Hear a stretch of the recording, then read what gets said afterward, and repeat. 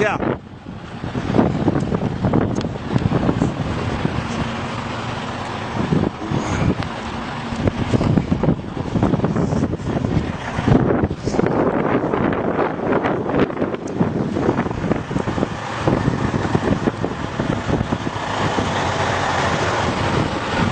Goes all the way to Washington, D.C., huh?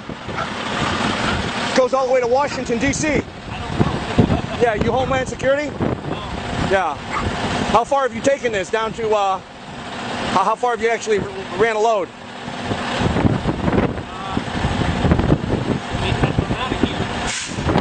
100 miles? Up to Maine? No shit. How many miles do you think that is?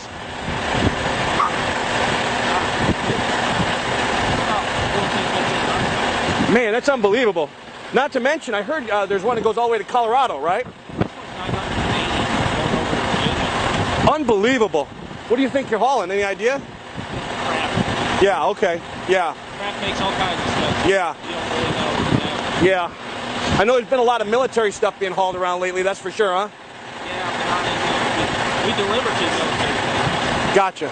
Gotcha. Yeah. Yeah. Yeah. Well, I appreciate I heard that's water supply, food supply, everything's in there. Huh? Yeah, unbelievable. But you don't get no cell phone for service. No. Peace, brother.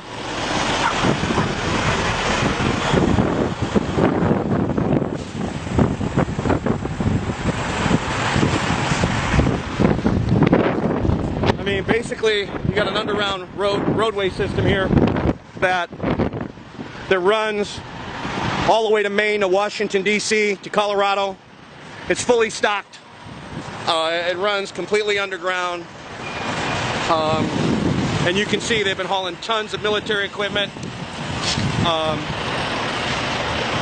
know, they're stocking all these bases. Now, the other thing is the railroad system here is also very strategic. They're bringing in boxcar loads and they're dump shipping here, and they can really deliver to all these locations, which these locations go all the way to Area 51. These locations go all the way to Washington, D.C. There's access underneath the White House to this location, okay? So this is a strategic location, which is really the new command center for the Illuminati and the United States government. Well, forget the United States government. This is a headquarters for the Illuminati. This is where they'll ship most of their supplies. If they go underground, they can stay underground for quite some time. And this is stocked with food, water, everything they need. It's an underground city. So this is the north entrance, and we're going to go see if we can do some more digging.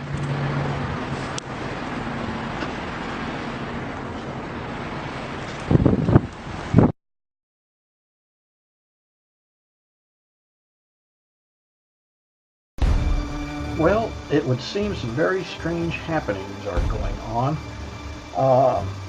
First, I remind you to go back in history and remember Donald Rumsfeld's comment the day before the attack of 9/11, where he said that the Pentagon had lost $2.3 trillion, and then just fortunately, then the Pentagon was destroyed the next day on 9/11, 2001. So I believe a lot of that money went to go to spending for certain operations for the CIA, FEMA, Homeland Security, and a lot of that was building underground military complex. Fast forward to August of this year, if you remember that DC that happened, Virginia, Washington DC, and also in Colorado, there's evidence pointing to that not being an earthquake as much as it was probably a nuclear explosion done by the good guys, the Black Ops military, who found out about the evil plans of the globalists that were planning on killing off a huge percentage of the population and going and running and hiding in the military underground complex. So what they've done is cut off some escape routes during that time. And the reason I say it was probably nuclear as opposed to an earthquake is the seismograph showed that there were no primary waves associated with these two explosions. And they were very shallow, and also in an area that doesn't receive many earthquakes. Now, the latest report that I'm getting is long about September 20th 21st, 22nd of this year, there were at least 13 very powerful underground explosions rocking the United States Midwest, and they registered as small shallow earthquakes with the USGS. Many of the underground high explosive detonations registered as 2.6 magnitude earthquakes. So what they're saying is the U.S. military is sealing off the tunnels so that the globalists and the U.S. ghost government, i.e. the Federal Reserve bankers, FEMA, the DHS, CIA, they can't run and hide from what they're predicting to occur here long about September 27th, give or take a day or two of this year, here just real soon. Officers in the U.S. military didn't seem to be aware of Obama and the globalists' plan converging on Denver for a DEFCON 1 meeting, meaning nuclear war imminent. A cocked pistol drill email was sent to the U.S. Air Force Office of Special Investigations on September 21st of 2011 to alert them to a planned false flag nuclear detonation on U.S. soil somewhere in the American Midwest. The U.S. Air Force Office of Special Investigations were the ones who raided the Citadel gun and safe store in Las Vegas on August 21st to recover stolen nuclear warhead detonators. They were the ones who intercepted the transfer of improvised nuclear warheads by the CIA in the tunnels that connected the deep underground military bases on August 23, 2011. The impoverished nuclear bombs, the W-54 style warheads, they were being transferred via those tunnels to Washington, D.C. and New York City when they detonated during a firefight between U.S. military personnel and the criminal CIA, DHS, FEMA operatives.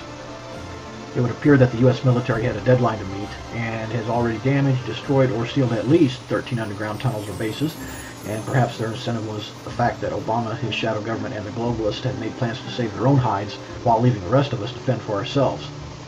Perhaps they investigated and confirmed that another false flag nuclear detonation was imminent and acted accordingly to prevent it. The following video details the contents of a Department of Defense document entitled Internment and Resettlement Operations, also known as FM 3-39.40.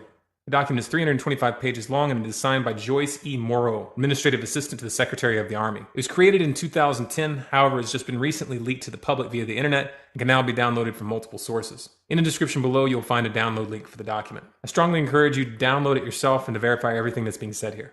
The document outlines military procedures for internment and resettlement of civilians, and it describes the layout and the administration of these internment camps. It clearly states on page 38 that it applies within U.S. territory, and it specifically addresses the detainment of U.S. citizens, as is indicated by the identification procedures for new prisoners on page 146, which states that social security numbers are to be recorded alongside their photograph and fingerprints. Included in the list of organizations which may be involved in these internment operations are the Department of Homeland Security, FEMA, the Department of Defense, and the United Nations. On page 56, the document outlines the responsibilities of psychological operations officers within the camps, among which it states that a PSYOP officer develops and executes indoctrination programs to reduce or remove antagonistic attitudes and identifies political activists. On page 281, the document goes into more detail regarding the role of psychological operations within the camp, specifically in regards to pacifying the population and ensuring cooperation.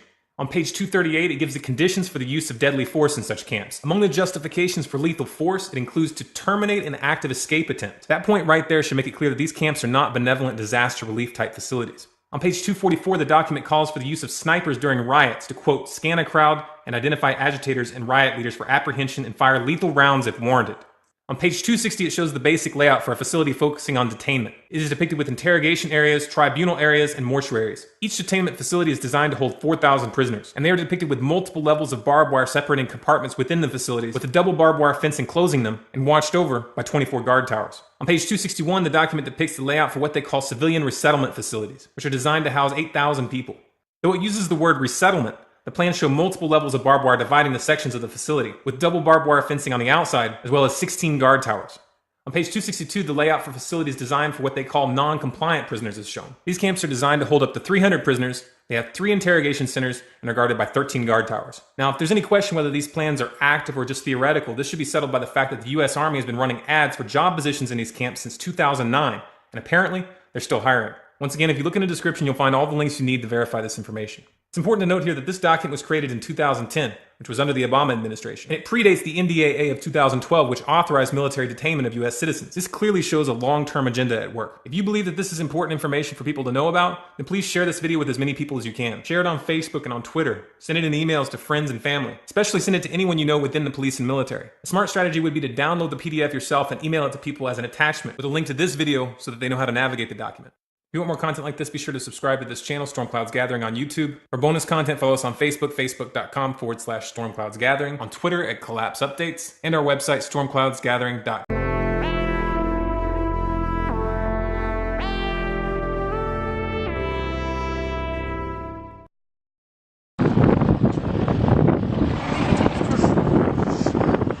Yeah.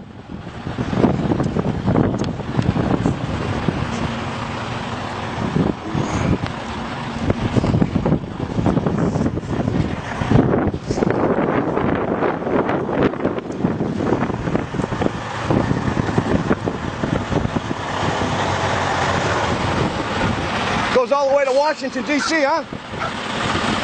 Goes all the way to Washington, D.C. Yeah, you Homeland Security? Yeah. How far have you taken this? Down to, how far have you actually ran a load? Out of here. 100 miles? Up to Maine? No shit. How many miles do you think that is?